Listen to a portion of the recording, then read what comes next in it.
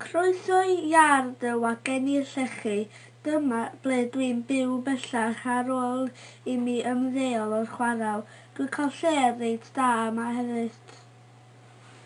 Mae'n le gysgodol iawn yng nghanol y gilfach ddu. Mae'r gweithwyr yn garedig ac yn rhoddi got o baent coch arnaf bob blwyddyn.